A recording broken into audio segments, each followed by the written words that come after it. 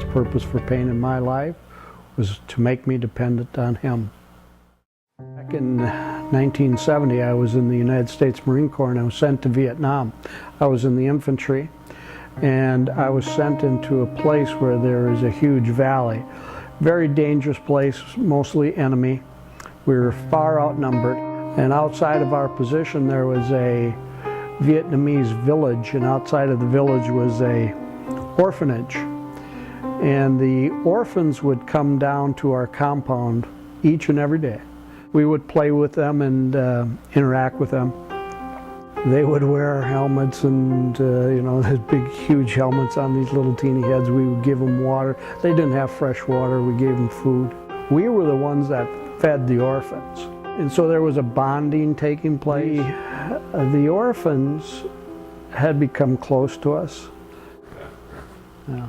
One night in about September of 1970, maybe it was about August, we got attacked, and the enemy shot mortars at us, and we thought there was going to be a ground attack coming. They went through the orphanage, and they took grenades and walked through the orphanage, throwing grenades among the children, and it just was such a barbaric and cruel thing. It didn't enter into our minds that anybody could do anything like that.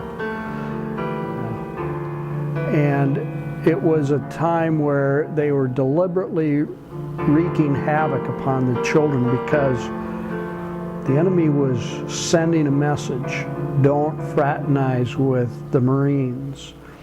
And they wanted everybody in the village and everybody in the valley to know that their barbarity and cruelty knew no bounds, that they would hurt, traumatize, kill anybody who would interact with the Marines. Well, we were, after the attack was over, we were stunned to hear what had happened, and all these little children were dead and traumatic amputees, and we were shocked, we were horrified. Couldn't understand how somebody could do that to innocent children. It was a horrible experience. And when it filtered on through our psyche, we developed, us Marines developed coping mechanisms for dealing with this sort of thing. And one of the things that we did was inculcate a cruel hatred for our enemy. We wanted vengeance, we wanted revenge, we wanted justice for the sake of those little innocent kids who were killed. What happens to an individual like that, to us Marines, we became very bitter, hard. We hated to such a perfect degree that it just stayed with us. I didn't understand this for a number of years. I thought when I left Vietnam that I put all those feelings behind, that I just could park it. All this trauma that I experienced and witnessed, I could just park it someplace outside of myself and it would be gone. It doesn't quite work that way. I dehumanized people, especially perceived enemies. And I did not have the ability for someone who was a potential antagonist or adversary to rehumanize them. Then in the year 2000, I went back to Vietnam, and I was with several American tourists and then went to a place called Cu Chi, which is down by Ho Chi Minh City or Old Saigon.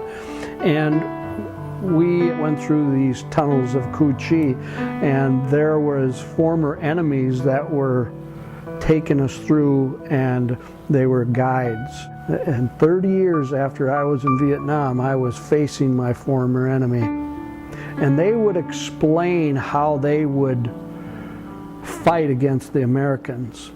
And I had feelings coming up inside of me where I was very antagonistic. And this is, I'd been a believer for a long time, and yet hatred and bitterness, and I still felt like I wanted to avenge those children. And I literally had to move away from the presence of those tour guides and get away from them, because I was fearful that I would I would launch myself onto them. And so I knew that there was something wrong there. I tried to understand what I had experienced to a deeper level, knowing that somehow I'd been traumatized, knowing that somehow I was not healthy, I had not regained a sense of well-being, but had harbored such deep bitterness that I became a distortion of who God wanted me to be. So I had to go in and let the Lord do a renewal in me, taking out those hatreds and those bitterness that had taken root and had stayed in me for 30 some years. And in reviewing the scripture, understanding when Jesus was on the cross, Jesus, when he experienced such monumental terror and torture, and he was on the cross, the very first thing that he said was, "Father, forgive them, for they know not what they do." I knew I had to get to that place where Jesus had gotten to, where he could forgive his enemies, where he could forgive those who did horrible pain and damage to him. And I knew I had to rehumanize those people who brought such trauma into my life. And I had to get to a place of forgiveness. The Lord took me on a journey in that so that I could come to a place where I could say with genuineness, "Father, forgive them, for they know not what they do." That was a long, difficult road. But the Lord is gracious, and he will not abandon us, and he will not leave us in a place of bitterness and pain and sorrow. He will help us. He will take us from those places of trauma and bring us to a place of health, because forgiveness is a place of health. Forgiveness is the absence of bitterness. Forgiveness doesn't necessarily benefit those who are the perpetrators. It benefits those of us who are the receivers or the victims of terror and heartache and pain. So that's where the Lord had to bring me to a place of forgiveness. And how to understand that.